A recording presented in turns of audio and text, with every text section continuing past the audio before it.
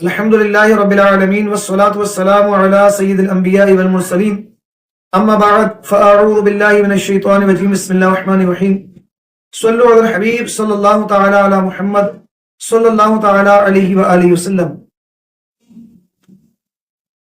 غیر مقلدوں کے مشہور و معروف عالم دین غلام مصطفیٰ ظہیر امن پوری صاحب سے ایک مسئلے پر سوال کیا گیا کہ کیا نکاح کے بعد اجتماعی طور پر ہاتھ اٹھا کر دعا کرنا ثابت ہے؟ تو انہوں نے اس پر کیا جواب دیا، آپ ویڈیو ملاحظہ فرمائیے۔ نکاح کے بعد ہاتھ اٹھا کر دعا کرنا اجتماعی طور پر ثابت کی بات نہیں ہے۔ دعا جو ہے، یاد رکھیں، کنسپٹ اپنا کلیئر کریں۔ آج یہ مسئلہ اللہ نے مجھے 25 سال کے بعد سمجھایا۔ کتنے سال؟ یعنی میں غور فکر کرتا رہا، تدبر کرتا رہا اور بڑے صبر سے کام لیا، اور 25 سال کے بعد اللہ نے یہ مسئلہ سمجھایا۔ دعا جب چاہیں، جس وقت چاہیں، دن کو، رات کو، فردوں سے پہلے، فردوں کے بعد، نکاح سے پہلے، نکاح کے بعد، سنتوں سے پہلے، سنتوں کے بعد دعا کر سکتے ہیں، مگر اس کو مسنون نہیں کہتے۔ کہ مسنون تب کہیں گے اس موقع پہ نبی پاک صلی اللہ علیہ وسلم نے دعا کی ہوگی۔ آپ کے اس موقع پہ دعا کرنا مسنون ہے۔ بات سمجھ آتی ہے کہ نہیں آتی؟ کر سکتے ہیں لیکن مسنون نہیں کہہ سکتے۔ مسنون نہیں کہہ سکتے۔ اس طرح نماز جنازہ کے متصل بعد دعا، بدعتی لوگ دعا کرتے ہیں، دعا کرو کرتے ہیں نا، ہم اس کو بدعت کہتے ہیں، اور بدعت ہے۔ ہم اس دعا کو فی نفسی نہیں کہتے بدعت، بلکہ اس التزام کو بدعت کہتے ہیں۔ کس کو؟ التزام کو بدعت کہتے ہیں۔ اگر کوئی التزام نہ کرے اور ویسے دعا کر لے تو بدعتی نہیں بنے گا۔ یہ بات اچھی طرح سمجھیے گا جی۔ یہ جواب انہوں نے سوال کے بدلے میں دیا کہ نکاح سے پہلے ہو یا نکاح کے بعد ہو، فرضوں سے پہلے یا فرضوں کے بعد ہو، سنتوں سے پہلے یا سنتوں کے بعد ہو، یہ نماز جنازہ سے پہلے یا نماز جنازہ کے بعد ہو، دعا کرنا جائز ہے۔ اور اللہ تبارک و تعالیٰ نے 25 سال کے بعد یہ مسئلہ انہیں سمجھایا ہے۔ 25 سال کے بعد یہ کہہ رہے ہیں کہ میں نے 25 سال کے بعد غور و تفکر اور مطالعہ کرنے کے بعد، بڑا صبر و تحمل کے بعد، اللہ تعالیٰ نے 25 سال کے بعد یہ مسئلہ کہتے ہیں کہ مجھے اللہ تعالیٰ نے سمجھایا ہے کہ دعا کرنا یہ جائز ہے۔ ان تمام مواقعوں پر دعا کرنا جائز ہے، کسی بھی وقت دعا کی جا سکتی ہے۔ جبکہ الحمدللہ اہل سنت والجماعت، حنفی، بریلوی، علماء حق یہ مسئلہ کئی سال پہلے بیان کر چکے ہیں اور اس کے دلائل بھی دے چکے ہیں۔ کل تلک یہی وہابی حضرات اہل سنت والجماعت کے ساتھ مناظرے کرتے تھے اور ہارتے بھی تھے، لیکن آج الحمدللہ یہ بات ان کی سمجھ میں آ گئی ہے کہ دعا کرنا یہ کسی بھی وقت جائز ہے، ان مواقعوں کے علاوہ جس پر شریعت نے منع کیا ہو۔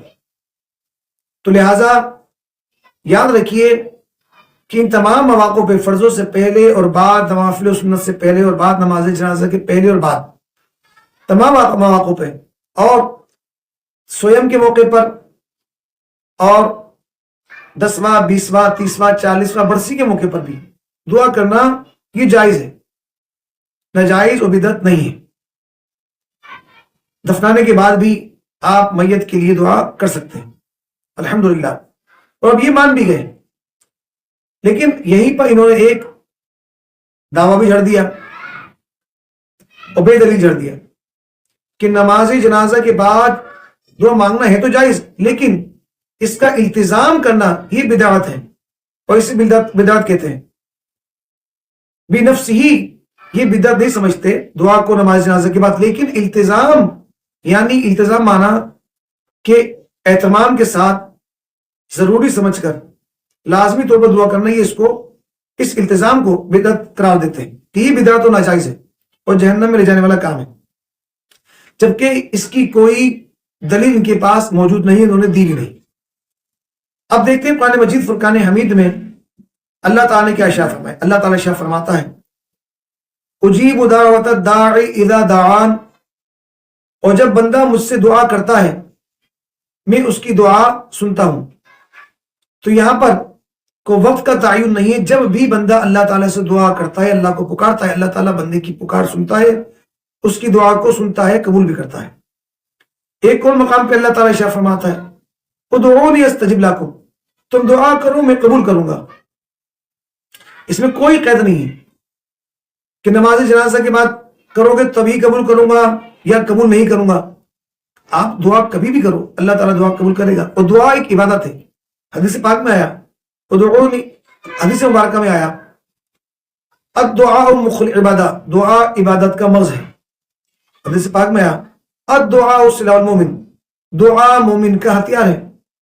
تو لہٰذا دعا کرنا عبادت بھی ہے اور دعا مومن کا ہتھیار بھی ہے، اور اللہ تعالیٰ نے فرما دیا کہ دعا کرو میں قبول کروں گا، اور بندہ جب مجھے پکارتا ہے، مجھ سے دعا کرتا ہے، میں اس کی دعا کو سنتا ہوں، اس کی پکار کو سنتا ہوں۔ جب بھی دعا کرتا ہے اللہ تعالیٰ اس کی دعا کو سنتا ہے۔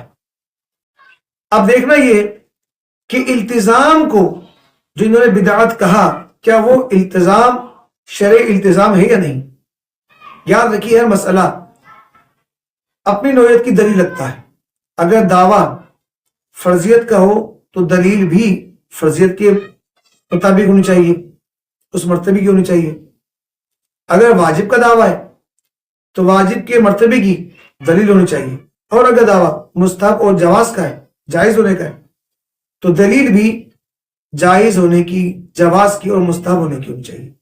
یہ نہیں ہو سکتا کہ دعویٰ ہمارا مستحب اور جواز کا ہے اور آپ ہم سے دلیل طلب کریں فرض و واجب کی، ہم اس کی پابند نہیں۔ ہاں اگر فرض و واجب کا دعویٰ ہے تو ہم اس کے پابند ہیں، لیکن ہم انہیں سے فرض سمجھتے ہیں، نہ واجب، بلکہ مستحب اور مستحسن اور جائز سمجھتے ہیں، تو اس کا ہم دلیل دینے کی بھی پابند ہیں۔ تو یہ التزام شرعی نہیں ہے بلکہ مستحب ہے، اور حدیث مبارکہ میں اس کا صحابہ سے ہمیں ثبوت بھی ملتا ہے۔ صحیح بخاری حدیث نمبر 70 حضرت عبداللہ بن مسعود رضی اللہ تعالیٰ عنہ ہر جمعرات کے دن لوگوں میں درس دیا کرتے تھے۔ یہ ہر جمعرات کے دن کا التزام آپ نے اس کا اہتمام فرمایا، کیا اس کو بھی ناجائز اور بدعت قرار دیں گے؟ صحابی کو بھی آپ بدعتی کہیں گے؟ آپ کے دعوے کے اعتبار سے صحابی رسول بھی بدعتی قرار پاتے ہیں۔ دوسری دلیل جامع ترمذی میں حدیث نمبر 3689 رسول اللہ صلی اللہ تعالی علیہ وآلہ وسلم نے ایک دن صبح کی اور حضرت بلال رضی اللہ تعالیٰ عنہ کو اپنے پاس بلوایا اور پوچھا کہ اے بلال، کیا وجہ ہے کہ تم جنت میں میرے آگے آگے رہے؟ کبھی ایسا نہیں ہوا کہ میں جنت میں داخل ہوا ہوں اور اپنے آگے تمہارے قدموں کی آواز نہ سنی ہو۔ آج رات میں جنت میں داخل ہوا تو آج بھی میں نے اپنے آگے تمہارے قدموں کی آواز سنی۔ حضرت بلال رضی اللہ تعالیٰ عنہ نے عرض کیا، اللہ کے رسول صلی اللہ علیہ وسلم، ایسا کبھی نہیں ہوا کہ میں نے اذان دی ہو اور 2 رکعتیں نہ پڑھی ہوں، اور نہ کبھی ایسا ہوا ہے کہ مجھے حدث لائق ہوا، یعنی میرا وضو زائل ہوا ہو اور میں نے اسی وقت وضو نہ کر لیا ہو اور یہ نہ سمجھا ہو کہ اللہ کے لیے میرے اوپر 2 رکعتیں واجب ہیں۔ اس پر رسول اللہ صلی اللہ علیہ وسلم نے فرمایا، انہی 2 رکعتوں یا 2 خصلتوں کی وجہ سے یہ مرتبہ تمہیں حاصل ہوا۔ اب غور فرمائیے، عبداللہ بن مسعود رضی اللہ تعالیٰ عنہ کا التزام کرنا، ہر جمعرات کے دن درس دینا، یہ التزام تھا۔ حضرت بلال رضی اللہ تعالیٰ عنہ کا ہمیشہ یہ التزام رہا کہ اذان کے بعد 2 رکعتیں آپ ادا فرماتے، اور جب وضو آپ کا زائل ہو جاتا تو آپ اسی وقت وضو فرماتے اور 2 رکعت ادا کرتے، تو اللہ کے لیے اپنے اوپر 2 رکعت ہی واجب سمجھتے۔ اور یاد رکھیے، اہل الحدیث کے نام و نہاد، اہل الحدیث کے نزدیک، غیر مقلد وہابیوں کے نزدیک، واجب فرض کے معنوں میں، فرض کے معنوں میں۔ تو اب حضرت بلال رضی اللہ تعالیٰ عنہ کو یہ التزام کرنا، یہ پابندی اپنانا، کیا ناجائز ہے؟ کیا گناہ ہے؟ کیا بدعت ہے؟ آپ کے اس فتوے سے، آپ کے اس دعوے سے تو جناب والا یہ بھی بدعتی قرار پائیں گے۔